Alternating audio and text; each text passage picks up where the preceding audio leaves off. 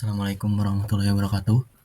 Perkenalkan, nama saya Fikal Alif Alamin dari kelas semester 4 kelas D dengan NIM 2309007.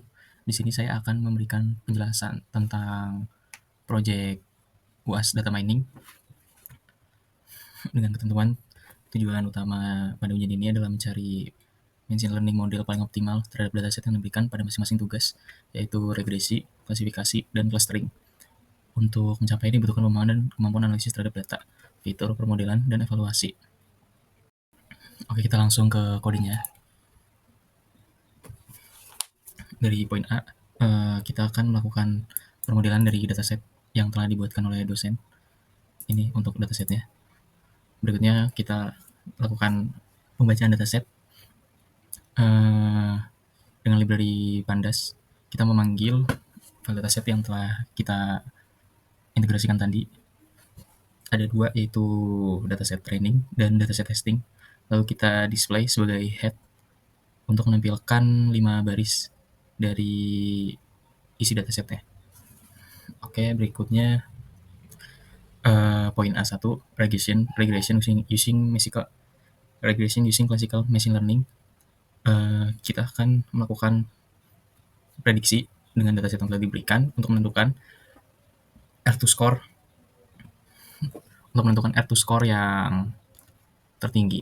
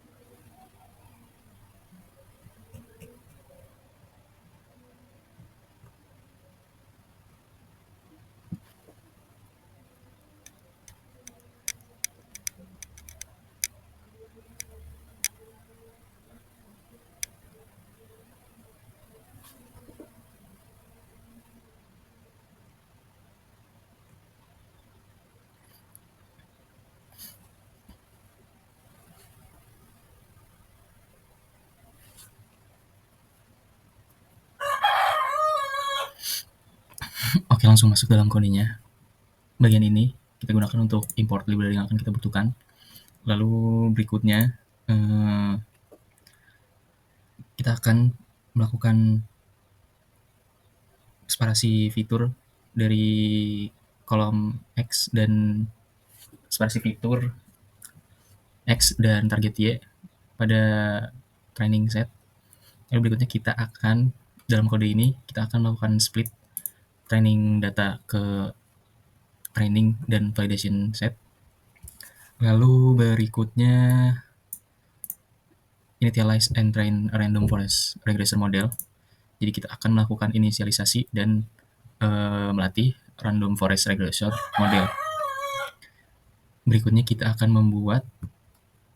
dari kode ini saya membuat prediksi untuk validation set. Lalu pada baris berikutnya dari hasil Y-file dan prediction, Y-file dalam line ini akan menghasilkan nilai R2 score, dan R2 score pada poin A1 yang menggunakan classic machine learning dari dataset tersebut mendapatkan skor 0,8. Untuk berikutnya, regression using deep learning.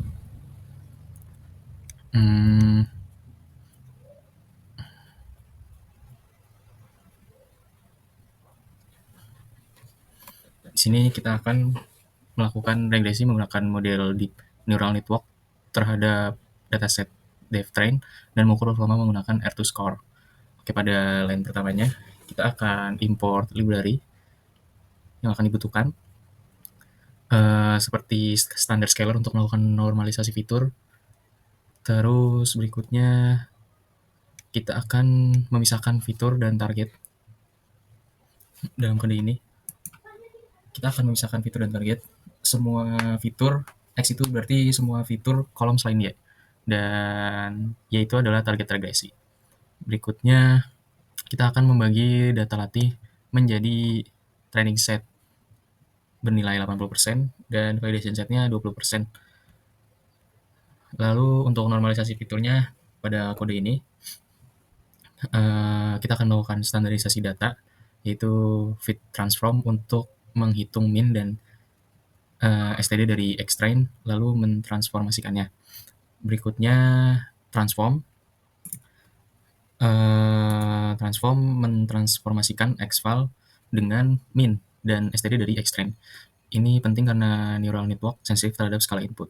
Berikutnya kita akan membangun model deep learning pada kode ini.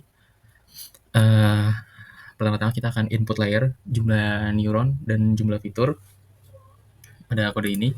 Lalu berikutnya ada hidden layer 128 neuron, aktivasi ReLU. Lalu hidden layer 2, 64, activation ReLU. Hidden 3, 32 neuron, dan neuron layer 32 neuron dan ReLU. Output layer 1, 1 neuron, karena regresi tidak pakai aktivasi. Berikutnya untuk kompilasi model, ADAM, adaptif dan cepat, MSE, mean squared error untuk regresi. Berikutnya untuk MAE, mean absolute error. Lalu pada line berikutnya, untuk melakukan early stopping, fitur yang menghentikan pelatihan lebih awal jika falos ini tidak membaik selama 10 epoch. Selama 10 epoch atau dalam kode ini patient 10. Kita akan melakukan memakai bobot dari epoch terbaik. Lalu berikutnya history, membuat variabel history untuk melatih model selama maksimal 100 epoch, ukuran batch 32, data dibagi menjadi batch kecil saat training. Lalu berikutnya untuk validation data, data validasi untuk mengecek overfitting. Lalu untuk verbose sama dengan 0, set verbose to 0 to reduce output. Untuk tidak menampilkan progress training di terminal. Lalu berikutnya kita membuat variabel prediction DL yang berfungsi sebagai menghasilkan prediksi nilai dari data validasi. Lalu variabel R2DL untuk menghitung R2 score untuk mengevaluasi performa prediksi model dan terhadap data validasi, menampilkan hasil skor R2 dari model. Kita akan print untuk menghasilkan nilai hasil pada model. Untuk nilai R2-nya ada di 0866 sekian. Itu artinya model deep learning berhasil menjelaskan 0, berarti 86% variasi dari data target. Hasil ini sangat baik jika dibandingkan dengan model dasar seperti min, prediktor, atau regresi nilai biasa. Jika dibandingkan dengan random forest, ini bisa lebih baik atau lebih buruk tergantung kompaktivitas dan overfitting. Oke, kita lanjut ke poin berikutnya. Classification.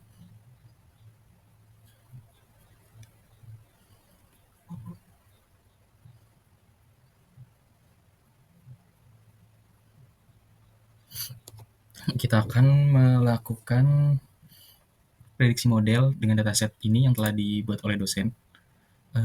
Poin B1A-nya, image classification using classical machine learning, predict the given dataset, reach F1 score as high as possible. Jadi kita akan memprediksi dengan dataset yang telah diberikan untuk mendapatkan nilai F1 score yang tertinggi. Pertama-tama kita akan mengimport library-nya seperti biasa yang akan kita gunakan.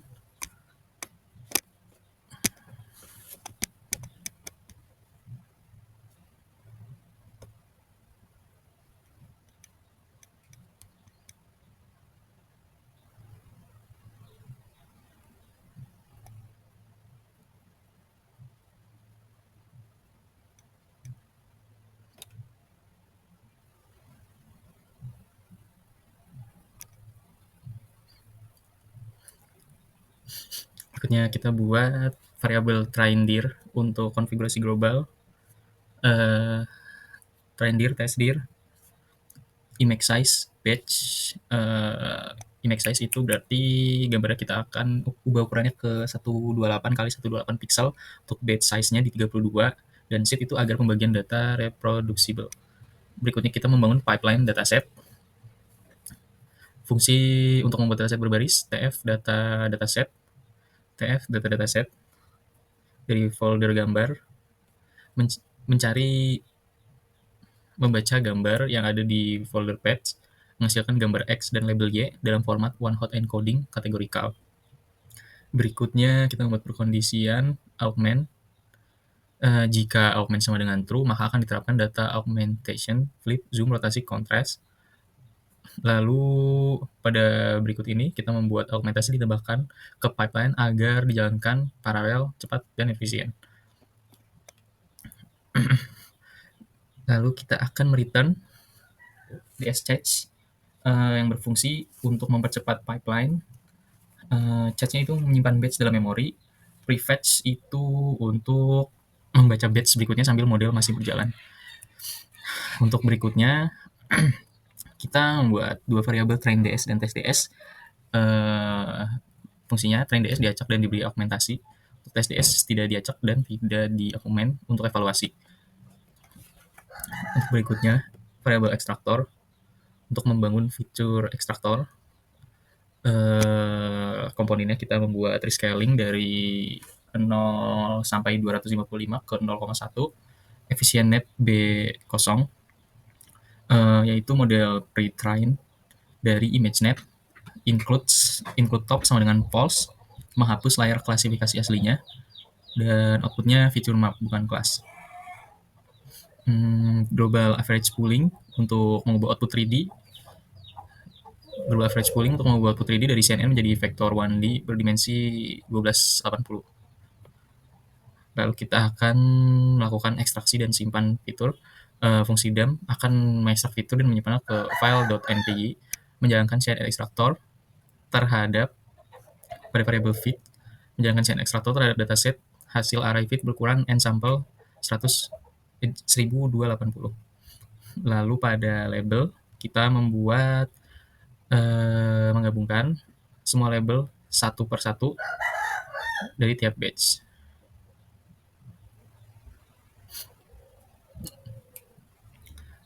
Untuk np.save itu untuk menyimpan fitur ke label .npy.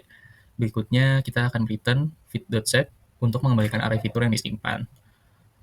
Eksekusi ekstraksinya, kita membuat dump untuk train dataset untuk menampung beberapa contoh seperti train ds dan test ds dan hasil .npy-nya.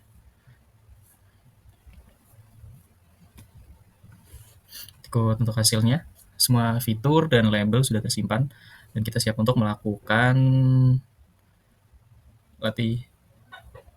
training model.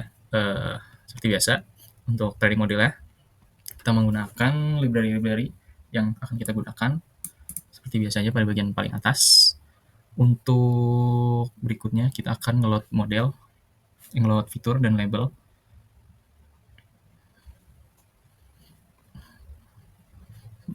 Pada line berikutnya kita akan melakukan pipeline SVM and scalar, yang berarti menyesuaikan skala fitur tanpa mengulangi rata-rata karena data sparse dan besar. Penting untuk SVM karena SVM sensitif terhadap skala fitur. Untuk linear SPC, C berarti parameter regularisasi semakin kecil semakin kuat regulasi anti overfitting. Dual false digunakan ketika jumlah fitur lebih dari jumlah sampel efisien untuk data dense. Berikutnya kita akan melatih model, melatih SVM terhadap data fitur hasil ekstraksi. Outputnya training linear SPC. Lalu berikutnya pada variabel ypred kita akan melakukan prediksi data uji, menghitung F1 score digunakan karena data bisa jadi tidak seimbang antar kelas. Hasilnya berada di rentang 0,0 sampai 1. Semakin tinggi akan semakin bagus. Dan contoh outputnya di 0,44 berarti untuk hasilnya bisa dibilang dari data tersebut kurang prediksi yang telah saya buat kurang tepat untuk data tersebut. Oke, selanjutnya kita akan menggunakan deep learning. Berikutnya seperti biasa kita akan menyiapkan datanya, preprocess data. Lalu kita akan mengimport library yang akan dibutuhkan.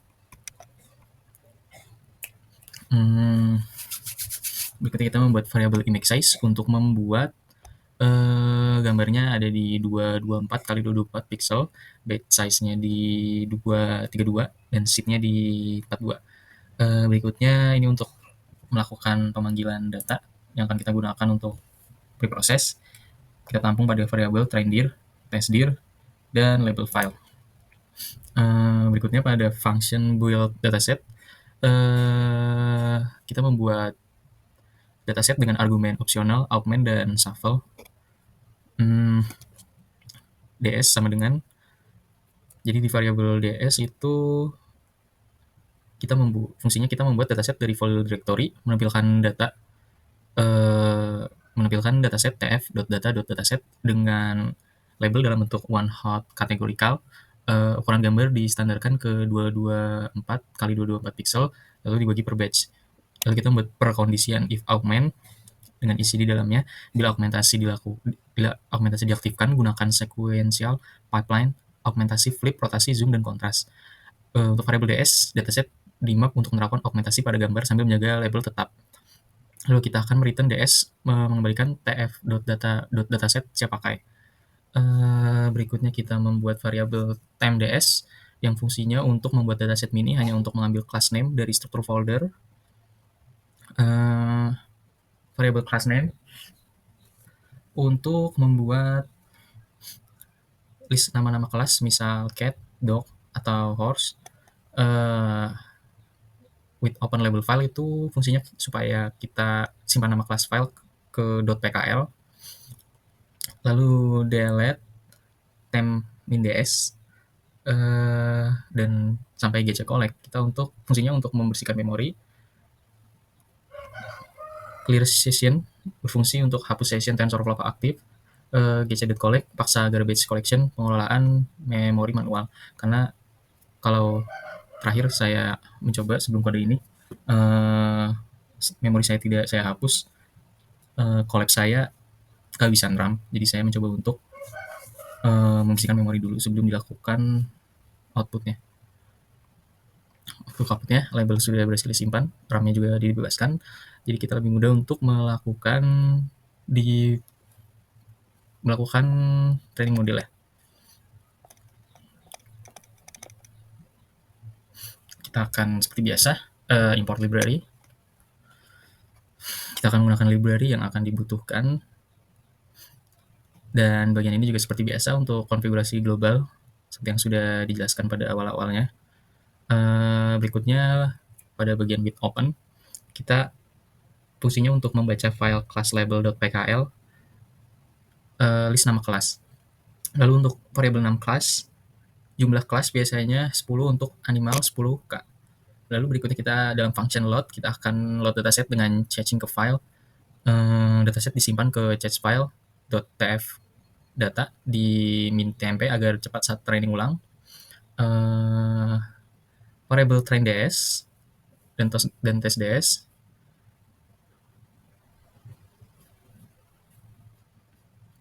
Lalu berikutnya dalam variable base, kita membuat include, fungsinya yaitu kita untuk membuat model, include top sama dengan false, hanya menggunakan bagian fitur ekstraktor base.trainable sama dengan false. Untuk warm up, tidak update bobot pre-train. Berikutnya pada variable input, fungsinya ada global average pooling 2D untuk meratakan output CNN, dropout mencegah overfitting, dense, layer klasifikasi. Lalu berikutnya kita akan dalam variable CB kita akan melakukan callback dengan fungsi untuk melakukan early stooping untuk menghindari overfitting. Simpan model .h5 terbaik berdasarkan file loss. Berikutnya kita akan menampilkan warm up trainingnya. melatih hanya bagian atas fully connected dengan tree epoch, fine tuning. Kita akan membuka 20% lapisan bawah efisien, 20% bagian bawah efisien, 20% bagian bawah efisien, efisien net B0 untuk dilatih ulang. Model.compile, compile ulang learning rate lebih kecil, latih selama 7 epoch. Berikutnya untuk evaluasi F1 score, kita membuat dua variabel yang berfungsi untuk konversi label one hot jadi label integer, lalu prediksi hasil model. F1 ini untuk mencetak hasil model, cetak nilai F1 score-nya. Berikutnya untuk hasilnya, F1 score-nya ada di 0,9771. Lalu berikutnya untuk hasil F1 score-nya ada di 0,9711, yang berarti pada model ini cocok untuk melakukan klasifikasi multiclass berbasis gambar. Sudah optimal juga untuk Google Colab atau PC dengan RAM terbatas. Oke, berikutnya kita lanjut ke poin selanjutnya, text classification. Kita akan melakukan text klasifikasi dari dataset ini. Kita akan mencari seperti biasa F1 score-nya. Seperti biasa, kita akan melakukan importing library yang akan dibutuhkan, lalu kita akan membuat konfigurasi file-filenya. Lalu berikutnya kita akan membuat beberapa variabel seperti df, x, dan y dengan fungsi data training dan validation digabung karena untuk model klasik lebih baik dilatih di data sebanyak mungkin, akan dilakukan pembagian ulang dengan prime, test, split. Berikutnya kita akan melakukan TF-IDF factorization. Parameter penting seperti lowercase berarti huruf kecil semua, max fitur sama dengan 5000 berarti ambil fitur TF-IDF top 5000, ngRAM range 1, 2 gunakan unigram dan bigram, stop word sama dengan English sebagai kata-kata umum, the, is, etc. Factorizer.fit transform berfungsi sebagai vector sparse dari semua tweet TF-IDF hasil fit. Lalu kita akan simpan factorizer ke dalam format .pkl. Berikutnya kita akan melakukan dalam variabel ini split train, membagi ulang data yang sudah dilakukan. Bagi data yang sudah digabung menjadi 80% data latih, 20% data validasi. Lalu kita simpan dataset terpisah, menyimpan semua dataset ke dalam satu file .pkl agar bisa digunakan langsung saat model klasik. Dan berikut untuk hasilnya sudah sesuai dengan hasil print ya, data preprocess and save. Berikutnya untuk kita akan lakukan training untuk modern machine learning-nya. Seperti biasa kita menggunakan file-file, menggunakan library yang akan kita butuhkan. Lalu kita akan load dataset proses pada bagian ini.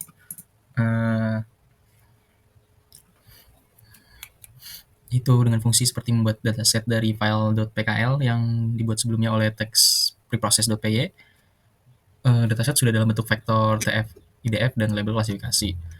Berikutnya kita akan melatih model pada line berikut ini.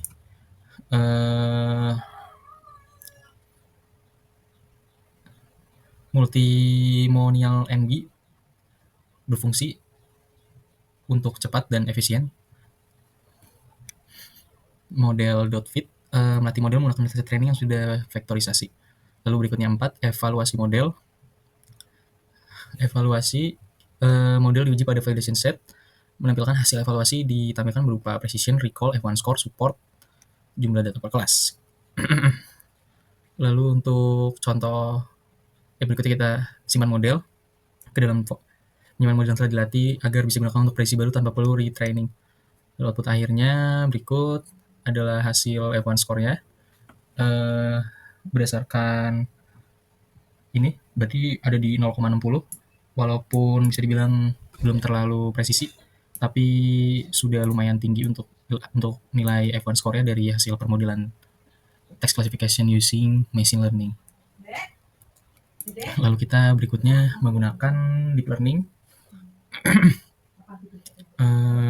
Seperti biasa, import library. Lalu kita mengimport konfigurasi. Kita load dataset. kita ngebuat teks dan label pada ini. Berikutnya kita buat variable label encoder yang berfungsi untuk label ini akan digunakan sebagai target pada model klasifikasi. Berikutnya ada tokenization. 6 words sama dengan vocab size. Itu berarti hanya menyimpan 20.000 kata paling sering. Token, token untuk kata tidak dikenal, out of vocab. Berikutnya pada variabel extrinsic dan exfilesec berfungsi untuk mengubah tweet ke daftar angka. Berikutnya untuk memastikan semua input memiliki panjang 60 token, diperluas dengan 0 di belakang jika pendek atau dipotong jika lebih panjang. Terus kita berikutnya seperti biasa, kita simpan dalam format .pkl, simpan tokenizer dan label encoder dalam format .pkl. Lalu kita simpan hasil preprocessnya sebagai file npz agar bisa langsung di-load oleh model deep learning-nya. Next, berikutnya kita akan melakukan permodelannya. Seperti biasa, model library-nya akan kita panggil di sini yang akan kita butuhkan. Seperti biasa lagi, kita buat configuration. Lalu ini adalah file path-nya. Lalu kita akan load data. Mengambil fungsi load data ini untuk mengambil list tweet dan list label string. Berikutnya kita akan melakukan pre-processing fit tokenizer hanya dari training set, token OV tadi untuk menangani kata yang tidak dikenal. Lalu mengubah pada variabel ini xtrain sampai xtest kita untuk mengubah teks menjadi urutan angka, kemudian dipadukan ke panjang tetap max length menggunakan padding. Lalu berikutnya kita buat label encoder seperti pada tadi agar saat prediksi kita tahu label aslinya. Lalu bangun model BLSTM pada variabel model sama dengan sekuensial dengan isi seperti ini. Fungsinya untuk mengubah token ID menjadi token berdimensi 128. Lalu kita membuat proses teks dari dua arah, forward dan backward. Layer fully connected plus regularisasi, jumlah neuron sama dengan jumlah label, aktivasi softmax untuk klasifikasi multiclass. Lalu kita akan compile model.compile karena label masih berupa integer, bukan one hot. Lalu kita akan melatih model pada ini, melatih model menggunakan data latih dan memantau performa pada data validasi. Begini kita simpan model dan tokenizer, tokenizer.pkl yang berisi tokenizer dan label encoder. Lalu berikutnya adalah print untuk menghasilkan outputnya. Dan berikut untuk hasil outputnya, ini untuk beberapa hasil teks, klasifikasi emosinya dari teks tersebut. Rata-rata F1 score-nya di 0,62, untuk anger, fear 0,66, happy 0,57, 0,70 untuk love, dan sadness di 0,51. Untuk hasil akurasinya berada di rata-rata hasilnya, hasil F1 score-nya ada di 0,60, 0,61. Sudah bisa dibilang cukup baik juga, namun belum terlalu optimal. Langsung kita lanjut lagi untuk poin berikutnya. Tabular data classification. Kita akan melakukan tabular data dari data set yang telah diberikan ini. Seperti biasa, kita akan import yang akan kita butuhkan. Lalu kita akan buat load untuk datanya. Kita panggil data set yang akan kita gunakan. Lalu berikut kita akan pisahkan target dan fitur, buang kolom non-numerik jika masih ada. Lalu pada ini kita akan buat scaling, yang berarti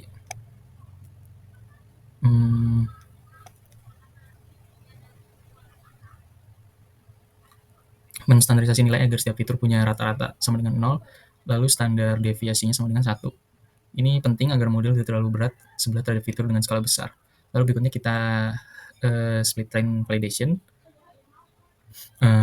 Berikutnya kita akan melakukan training modelnya. Jumlah n estimator sama dengan 200, itu berarti jumlah pohon di forest. Lalu untuk ini, fungsi random forest bekerja baik di data tabular dan robust terhadap outlier atau noise. Validasi dan evaluasi. Hmm, kita akan memprediksi data validasi. Seperti biasa kita akan menghitung F1 score-nya. Joblib.dum itu untuk menyimpan model .pkl yang berisi model random forest terlatih, scalar.pkl, objek standar scalar yang sudah di-feed. Ini akan kita gunakan sewaktu-waktu kita akan menggunakan prediksi baru. Nah, untuk output hasil F1 score-nya ada di 0,76. Berarti kita telah berhasil melakukan prediksi model untuk dataset ini dengan nilai yang cukup tinggi di 76%. Oke, berikutnya untuk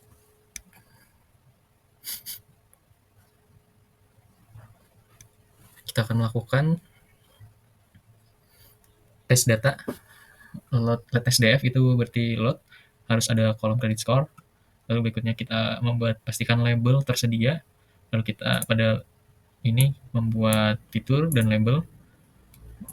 Ini untuk meload model dan model tadi yang telah kita buat pada preproses model.pkl, scalar.pkl. Lalu kita melakukan scaling, scalar.transform. Berikutnya kita akan melakukan prediksi dari model dan menghitung nilai F1 score. Dan berikut hasilnya persis seperti tadi. Hasilnya di 0,76, berarti sudah lumayan akurat untuk modelnya. Next kita menggunakan deep learning. kita seperti biasa melakukan preproses dulu. Dan ini untuk library yang akan kita gunakan. Ini untuk meload data. Ini untuk target dan fitur. Lalu kita akan melakukan standarisasi dan encode label. Kita akan melakukan simpan hasilnya ke dalam format .pkl untuk beberapa isinya seperti ini. Dan data telah selesai kita proses. Oke, selanjutnya kita akan training modelnya di sini dengan library yang akan kita butuhkan seperti biasa. Lalu kita load data tadi, kita split. Nah, untuk di sini kita menggunakan model tf.keras. Struktur jaringannya input layer sesuai dimensi fitur, hidden layer 128 dan 64 neuron plus aktivasi ReLU, dropout mengurangi overfitting, output layer 3 kelas softmax. Berikutnya model compile untuk optimizer, cepat dan adaptif. Loss untuk karena label numerik bukan one hot, dan metrik untuk akurasinya. Kita akan training model berikutnya. Model dilatih selama 30 epoch, batch size-nya 32, variables sama dengan 0 berarti tanpa tampilan progress training. Evaluasi model dalam variable GPRED. Evaluasi menggunakan F1 score, weighted average. Lalu model akan disimpan ke file deepmodel.h5. Contoh outputnya akan ditampilkan berikut. Nah, kita akan simpan model. Dan berikutnya kita akan melakukan prediksi terhadap data testing.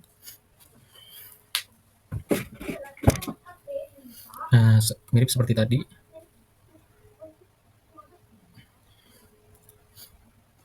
Kita load data, load encode dan scalar. Pastikan ada label. Siapkan fitur dan label pada variabel ini.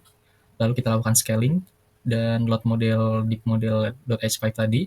Kita prediksi hasilnya, dan ini kita menentukan F1 score-nya, menampilkan hasil F1 score-nya.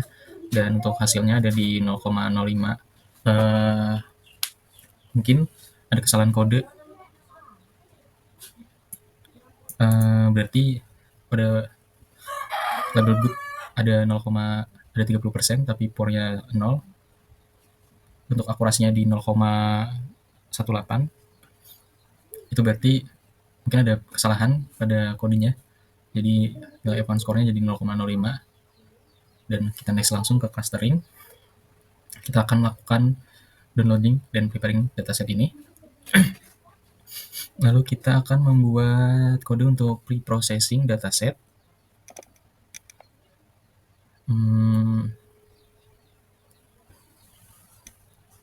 Yang berisi load data. Ini untuk menghapus kolom identitas, kolom ID name dan customer ID kita hapus kolom identitasnya. Lalu one hot encoding atau ada categorical.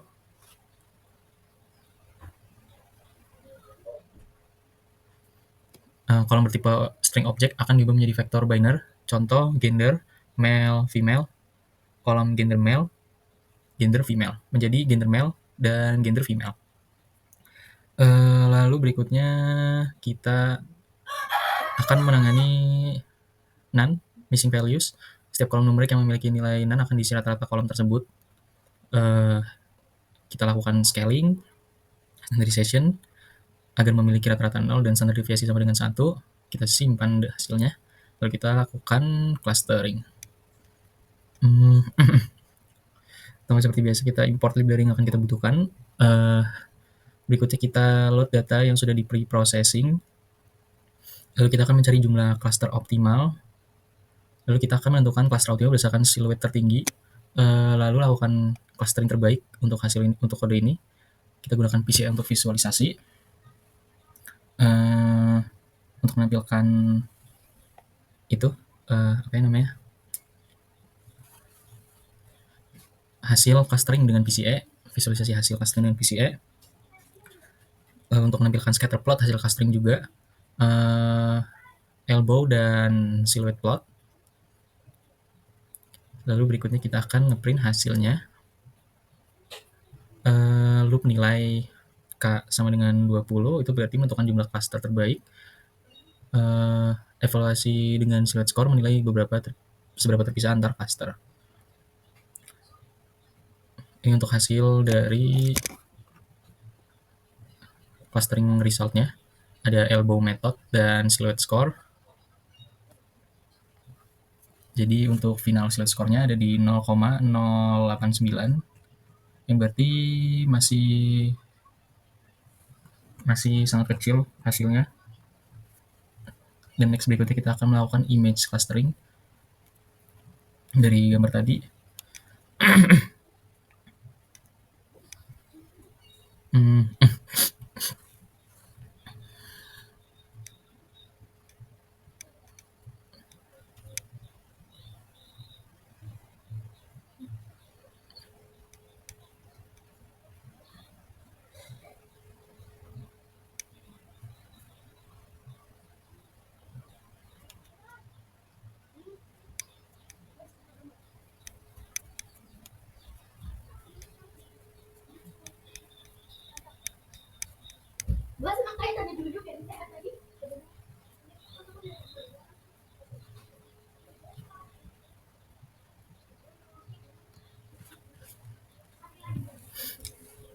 Berikutnya kita akan melakukan preprocessing dari dataset ini yang telah disediakan. Lalu kita akan membuat